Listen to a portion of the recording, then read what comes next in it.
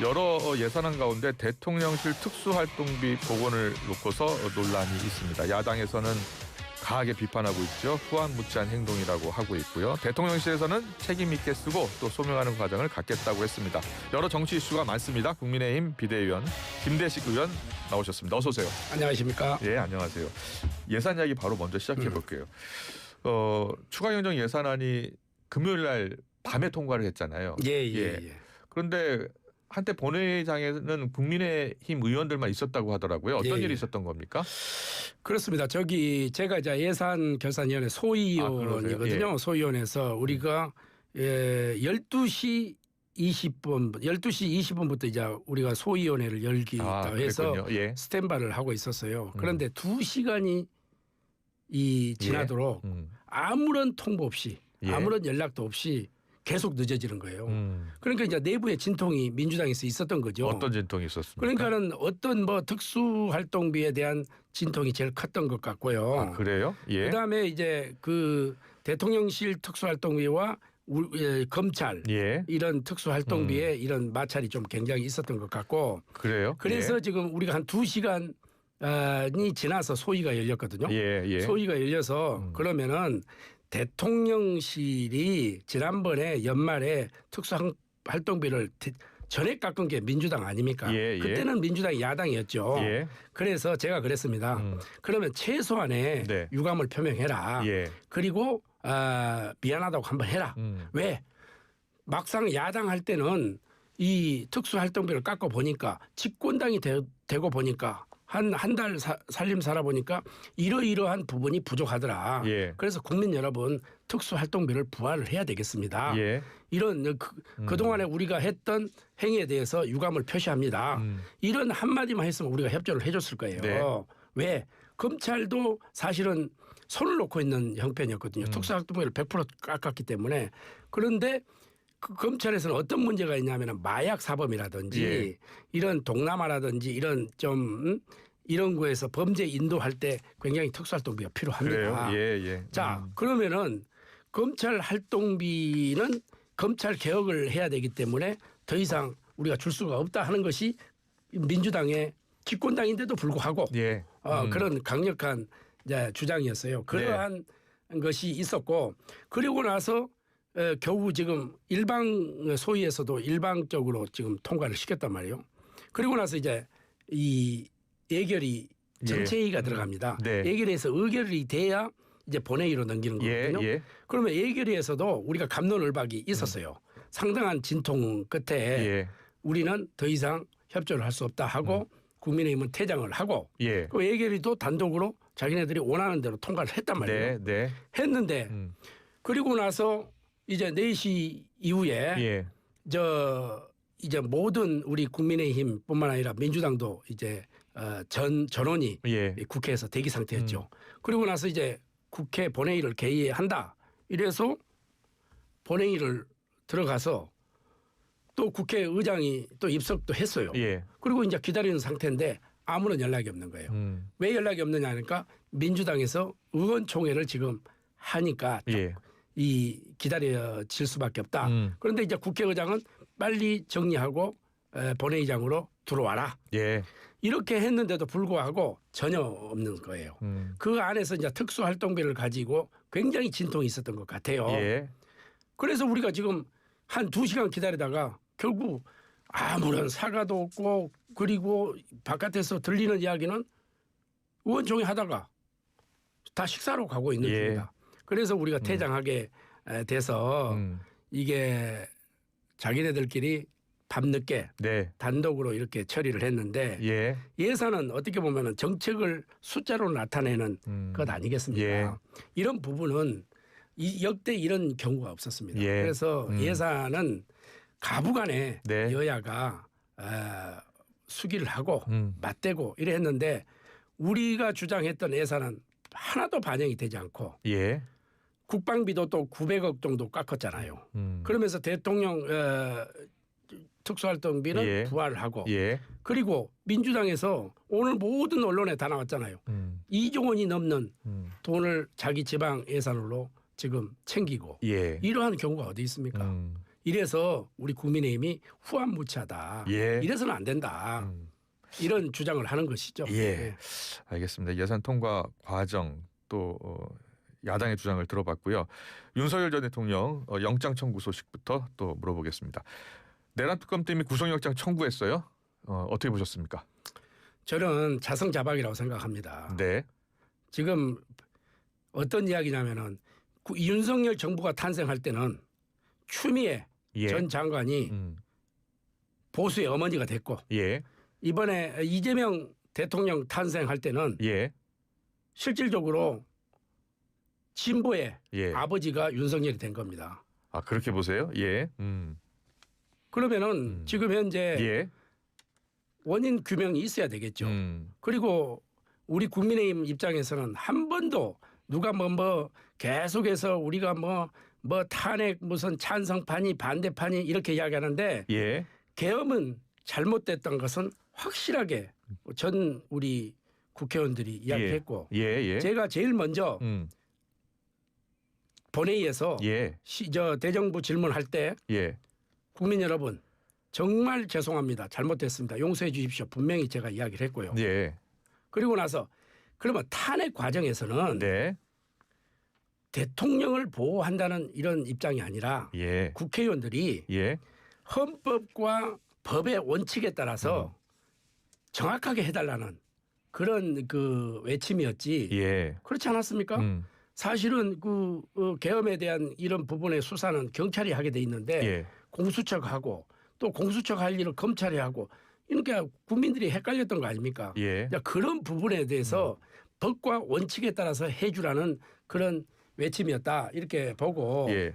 저는 그 법과 원칙에 따라서 예. 윤석열 대통령이 예. 정정당당하게 예. 수사를 받아야 된다 예. 이렇게 생각을 합니다. 영장 청구 자체에 대해서는 어떤 평가를 하세요? 그거는 이제 뭐 지금 이제 특검에서 예. 하나 절차대로 했다고 보는데 네. 단 국민들이 봐서 예. 정치의 보복성이다 이런 이야기만 안 나오도록 예. 철저하게 법과 원칙에 따라서 수사를 해달라 하는 이야기밖에 할 수가 없죠 우리는. 알겠습니다. 자, 지금 비대위원이시잖아요. 예. 비대위원이 되신 지 지금 며칠 되셨죠? 지금 한 3, 4일 됐습니다. 네. 국민의힘 비대위와 또 동시에 안철수 혁신위원회가 이제 같이 출범하는 거예요, 사실상. 사실상 출범 같이. 지금 비대위는 어떤 역할을 하게 되는 겁니까? 비대위는 세 가지가 있습니다. 첫째, 이제 전당대회를 원만하게 잘 치러서 예. 차세대 우리 당 대표를 원만하게 뽑는 선출하는 그런 절차적인 문제가 하나가 있고요. 두 번째는 우리가 책임을 지는 이런 타이밍을 놓쳤습니다. 그래서 책임을 지고 그리고 반성하고 변화하는 모습을 국민 속에 보여드리는 것이 두 번째 목적이고요. 세 번째는 국민 곁으로 우문현답 우리의 문제 현장에 답이 있다라는 마음으로 국민 속에 파고 들어가서 국민들이 무엇을 바라고 있는지 국민이 원하는 것이 무엇인지 국민들이 바라는 정책이 무엇인지 이런 가려운 데를 긁어주는 그래 국민 속으로 파고 들어가는 그런 비대위의 역할 그 세 가지가 이번에 짧은 기간이지만 반드시 해내야 되겠다 이런 생각을 가지고 있습니다. 안철수 혁신위는 무엇을 해야 된다고 보세요? 안철수 혁신위는 모든 권한을 안철수 혁신위에 주었습니다. 네.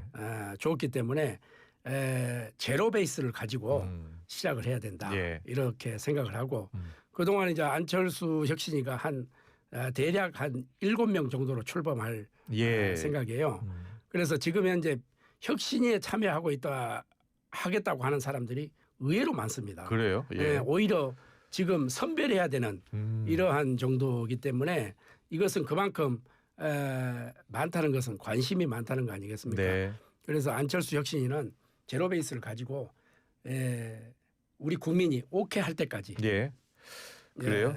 추진을 해야 된다 이렇게 생각을 하는데 거기에는 뭐 반성도 있고 거기에는 책임도 있고 또 앞으로 우리 당이 어떻게 변화할 이 3박자를 반드시 혁신위에서 도출해 내야 된다 이렇게 생각합니다. 그러면 김용태 전 비대위원장이 5대 개혁안 제시를 한 게 있잖아요.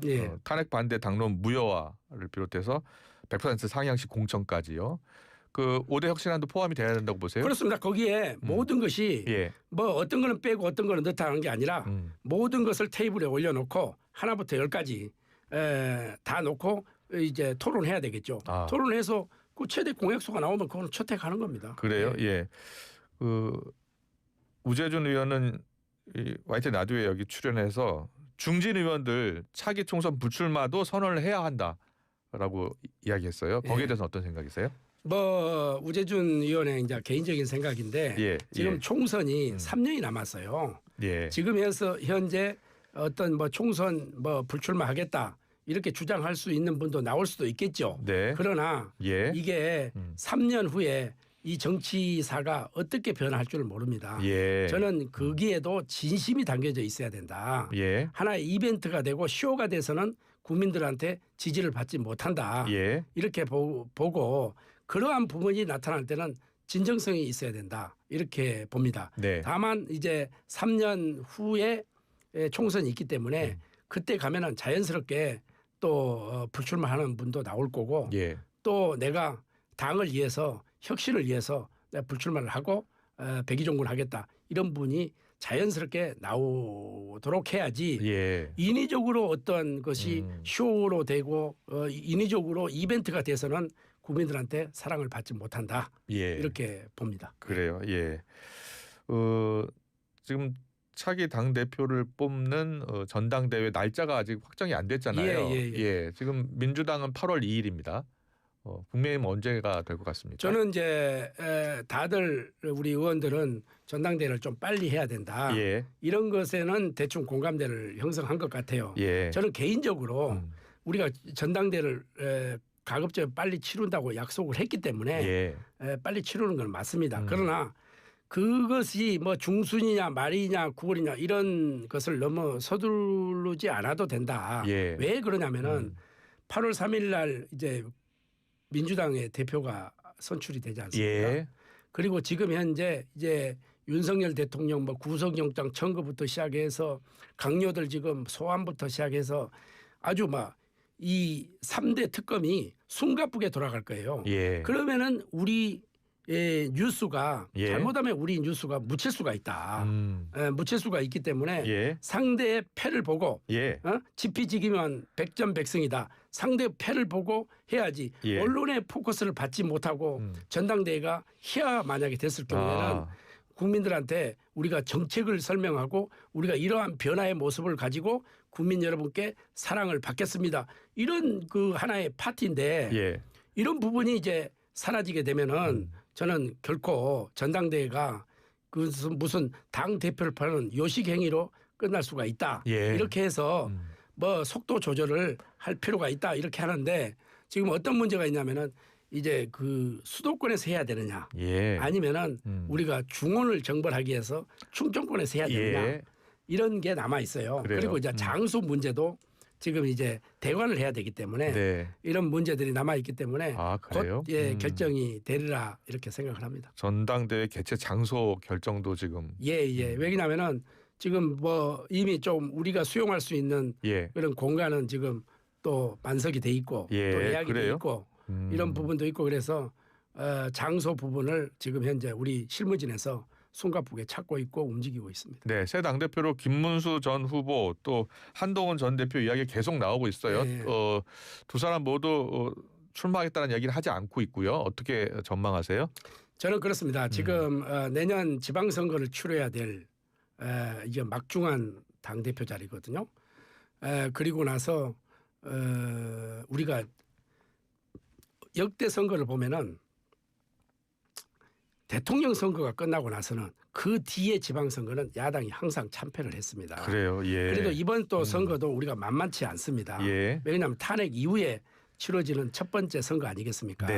이런 부분이 있기 때문에 정치는 결과 책임이잖아요. 그래서 내년 전당대회 이후에 또 어떤 결과가 나올지 우리가 지켜봐야 되겠지만은 저 개인적인 생각입니다. 저 개인적인 생각은 이번에 대선 후보로 나왔던 멤버들은 저는 출마를 안 했으면 좋겠습니다. 그래요? 왜 그러냐면은 우리가 대선에 패배를 했잖아요. 그럼 김문수 전 후보뿐만 아니라 한동훈 전 대표도요? 그렇습니다. 그래서 전 후보들이 저는 나오지 않고 뭔가 우리 당을 한번 몸부림치면서 한때 저 민주당도 그랬어요. 옛날에 예. 다 저 패배할 때는 하나의 패족이다 자기네들이 그렇게 이야기했잖아요. 우리도 사실상 패족이 됐습니다. 지금 지지율이 TK도 지금 엄청나게 떨어지고 있잖아요. 우리가 기대했던 TK도 PK는 벌써 이제 동률에 가깝도록 이렇게 돼 있고요. 그래서 정말 지금 현재 우리 국민들이 바라는 거는 저 국민의힘이 이 상태로는 안 된다. 그 변화를 해야 된다. 이런데 미래지향적으로 지금 가야 되지 않겠어요? 그런데 과거 지향적으로 머물러 있어서는 우리 국민들이 이 국민의힘을 계속 벌릴 수가 있습니다. 그래서 처절하게 반성하고 처절하게 개혁하고 처절하게 변화하는 이런 그 지도부가 나와서 좀 우리 국민들에게 좀 호소를 했으면 좋겠다 이런 생각입니다. 그래서 저는 젊은 층이 가급적이면 나와서 우리 국민들에게 또 우리 당원들에게 변화하는 모습을 보여주는 후보가 나왔으면 좋겠다. 그러니까 젊고 새로운 얼굴의 당대표가 필요하다는 말씀이세요? 그렇습니다. 어떤 의원들이 있겠습니까? 뭐 의원들도 있을 수도 있고 또 외부에서 우리가 나올 수도 있고 이렇게 하는데 여러 우리 당에는 또 스펙트럼이 좀 넓지 않습니까? 넓으니까 아주 훌륭한 분들이 많아요. 그런 분들이 자천 타천으로 나와서 우리 당을 위해서 좀 헌신하고 봉사한다는 마음으로 뛰어주셨으면 좋겠다 이런 말씀을 드립니다. 알겠습니다. 이 국민의힘 관련 이야기 중에 이야기가 될 것 같은데 홍준표 전 시장이 신당 창당을 할 것이다 그런 전망까지 나오고 있어요. 어떻게 보고 계세요? 지난번에 제가 뉴스 파이팅에 나와서 말씀드렸죠. 저기 신당 창당이 생각보다 쉽지 않습니다. 우리도 미국처럼 양당 체제가 거의 굳혀져 가고 있잖아요. 지난번에 박근혜 대통령 탄핵 이후에 바른미래당이 창당했잖아요. 그때는 의원들이 대다수가 거기에 참여를 많이 했습니다. 그 원내 교섭단체는 충분히 구성이 됐고요. 그렇지만은 지금은 이제 탄핵 이후에 이번에 선거 결과를 보셨지 않습니까? 이번에 만약에 신당 창당이 힘을 받기 위해서는 이준석 개혁신당이 두 자리 숫자가 이상이 나왔어야 됩니다. 한 자리 숫자에 머물렀잖아요. 그래서 앞으로 신당은 굉장히 어렵겠구나 하는 제가 느낌을 받았습니다. 그래서 쉽지 않는 그런 험난의 길이 될 수밖에 없다. 신당 창당은 이렇게 보고 있습니다. 자, 추경 예산안이 통과했기 때문에 이제 우리 국민 1인당 모두 15만 원에서 50만 원 안팎의 소비 쿠폰을 받게 되잖아요. 의원님도 받으십니까? 그래서 제가 예산결산 예결위에서 제가 차관한테 기재부 차관한테 이런 질문을 했어요. 차관님이나 저 김대식이나 15만 원 받아서 무엇 하겠습니까? 저는 어렵고 힘들고 고통받은 우리 국민들에게는 줘야 된다고 생각합니다. 당연히 줘야죠. 더 줄 수도 있죠. 그런데 우리 김영수 앵커나 저나 15만 원 받아서 뭐 하겠어요. 더 어려운 분들을 위해서 더 써야 한다는 말씀이세요. 그래서 저는 이 보편적 복지보다는 선택적 복지로 가자. 왜? 우리 차세대 미래들의 우리가 짐을 안겨줄 수 없지 않느냐. 저는 야당이기 때문에 더 퍼주고 싶어요. 더 많이 주고 싶어요. 그렇지만은 우리 미래도 생각을 해야죠. 알겠습니다. 그런 점에서 제가 이야기를 한 겁니다. 저는 뭐 15만 원 어차피 이제 나올 수밖에 없으니까 나오면은 기부할 생각입니다. 알겠습니다. 여기까지 듣겠습니다.